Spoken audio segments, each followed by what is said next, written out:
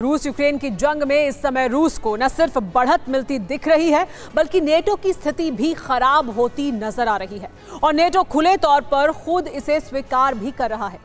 ऐसा क्यों हो रहा है? रणनीतिक मोर्चे पर रूस को कामयाबी क्यों नहीं मिल रही है? यह विश्लेषण का विषय है।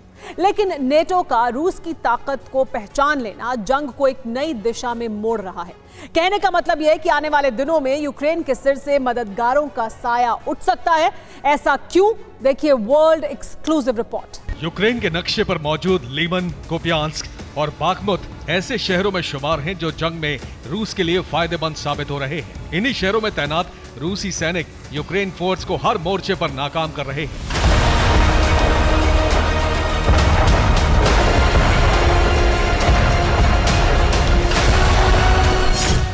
और आपको जानकर हैरानी होगी कि इन तीनों शहरों के मोर्चे पर रूस ने तैनात किए हैं अपने 1,80,000 सैनिक।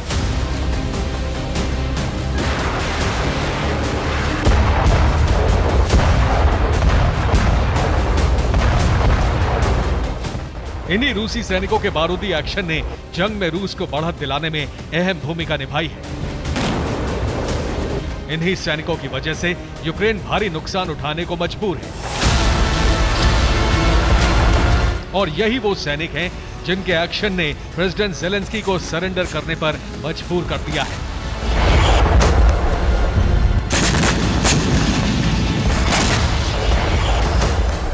इसके अलावा नेटो की हालत पस्त करने के जवाबदार भी यही रूसी लड़ाके हैं। लेकिन सवाल यह है कि इन सैनिकों ने कैसे बदल दिया यूक्रेन के काउंटर ऑफेंस का पासा।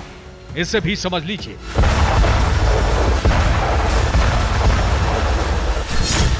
यूक्रेन के काउंटर ऑफेंस के खिलाफ क्रेमलिन में रणनीति बनी। यूक्रेन पर पलटवार के लिए रूस के सैनिकों की तैनाती बढ़ाई गई। रूसी सैनिकों की तैनाती आमने सामने की जंग वाले मोर्चे पर की गई। रणनीति के तहत नेटो से मिले हथियारों को रूसी फोर्स ने टारगेट किया। एंटी टैंक और एंटी आर्मर्ड व्हीकल वेपन का रूसी फोर्स ने इस्तेमाल किया।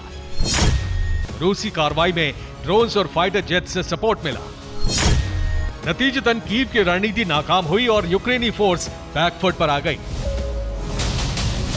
जाहिर तौर पर यह रूस की रणनीतिक जीत है, लेकिन हार सिर्फ कीव की नहीं है बल्कि पूरे नेटो को रणनीतिक रूस से हार का सामना करना पड़ा है, क्योंकि यूक्रेनी फोर्स जिन हथियारों के दम पर रूस की तरफ बढ़ी थी, रूस ने उन्हें पूरी तरह बर्बाद कर दिया।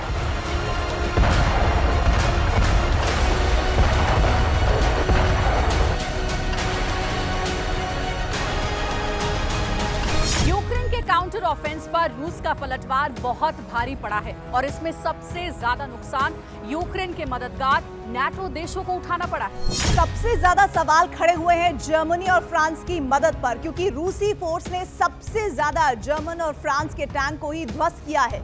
इसमें जर्मनी टैंक का तो पूरा स्टॉक ही साफ हो गया। हालांकि इस संबंध में यूक्रेन की तरफ से कोई बयान जारी नहीं किया गया है, लेकिन रूस के रक्षा मंत्री सर्गेई शोइगु ने इस संबंध में एक बयान जरूर सार्वजनिक किया है। ने सुना वो रूस का पक्ष हो सकता है, पर तथ्यात्मक रूप से इस बयान की पुष्टि नहीं की जा सकती। लेकिन कुछ ऐसे संकेत भी मिल रहे हैं जिनसे रूस के दावे की पुष्टि होती है, और ये संकेत है नेटो देशों में मची हलचल। इसमें पहला संकेत है जर्मनी में यूक्रेन को हथियार देने का विरोध और दूसरा संकेत है नेटो से जारी प्रेसिडेंट ज़ेलेंस्की के लिए चेतावनी।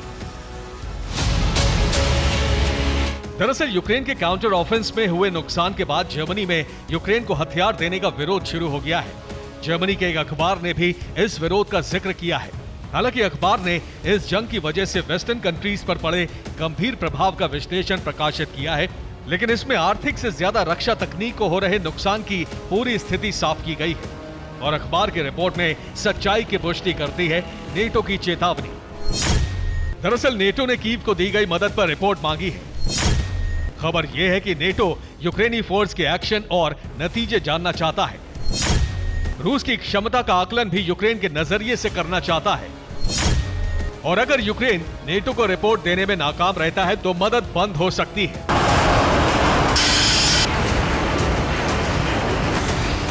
ऐसा इसलिए क्योंकि नेटो सैन्य समिति के अध्यक्ष एडमिरल रॉब बाउर ने खुद यह विश्लेषण किया है कि रूस की क्षमता को अब कम नहीं आंका जा सकता है। पहले भले ही रूस कमजोर हुआ हो, लेकिन सर्दी के बाद से रूस की रणनीति और क्षमता में बड़ा सुधार देखने को मिल रहा है। और ये विश्लेषण वॉर जोन की स्थिति पर हुआ है, जिसे आंकड़ों में रूस ने ढाला है।